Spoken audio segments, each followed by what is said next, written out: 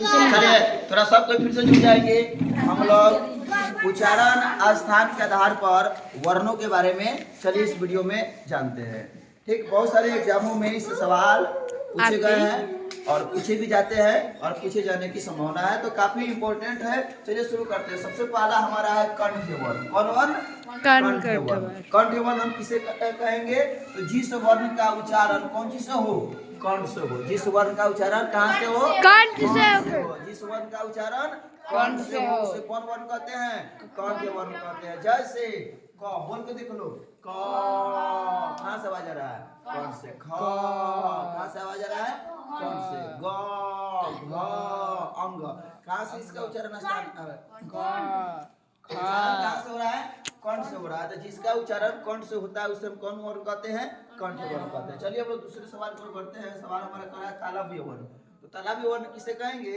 तो जिस वर्ण का उच्चारण तालु से होता हो। कहाँ से होता हो? तालु से। किसे कहेंगे? देखिए, मुंह के भीतरी भाग का जो ऊपरी भाग है, मुंह के भीतरी भाग का जो ऊपरी स्थान है, उसका जो पिछला भाग है उसको हम लोग तालु कहते हैं। और तालु से निकलने वाले वर्ण को तालव्य वर्ण कहते हैं। यानी जिस वर्ण का उच्चारण तालु से होता है तो उसे हम तालव्य वर्ण कहते हैं। जैसे बोल के देखिए, च, छ, झ और य, यानी पूरे च वर्ग को तालव्य वर्ण कहा जाता है। चलिए ध्यान से समझेंगे। अब अगला हमारा है मूर्धन्य वर्ण। मूर्धन्य वर्ण का मतलब होता है कि जिस वर्ण का उच्चारण मूर्धा से होता हो। जिस वर्ण का उच्चारण मूर्धा से होता हो। ये मूर्धा का मतलब मुंह के भीतरी भाग का जो ऊपरी हिस्सा है, ऊपरी हिस्सा का जो अगला भाग है वही होता है मूर्धा। और जिस वर्ण का उच्चारण मूर्धा से होता है उसे हम मूर्धन्य वर्ण कहते हैं। जिस वर्ण का उच्चारण कहाँ से होता है? मूर्धा से होता है उसे कौन वर्ण कहते हैं? मूर्धन्य वर्ण कहते हैं। जैसे में क्या जाएगा? क, ख, ग, घ, ङ, इसे मूर्धन्य वर्ण कहा जाता है। चलिए हम लोग बढ़ते हैं। अगला है दंत्य वर्ण। तो नाम में है दंत्य वर्ण।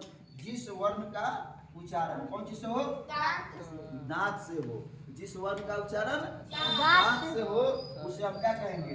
दंत्य वर्ण कहेंगे। कौन वर्ण कहते हैं? दंत्य वर्ण। जैसे बोलिए, त, थ, द, ध, न, सब कहाँ से आवाज आ रहा है? दांत से। तो इसे हम कौन वर्ण कहेंगे? दंत्य वर्ण कहेंगे। कौन वर्ण कहेंगे? क, थ, द, ध, न हमारा कौन वर्ण हो गया? दंत्य वर्ण। चलिए हम लोग बढ़ते हैं ओष्ठ वर्ण। ओष्ठ यानी जिस वर्ण का उच्चारण कौन से हो? ओष्ठ से हो या ओठ से हो। ठीक, उसे हम कौन वर्ण कहेंगे?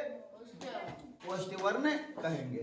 जैसे प, देखिए आवाज दोनों ओठ पर देखिएगा आप लोग। प, फ, ब, भ, म, कौन से आवाज आ रहा है? ओठ से।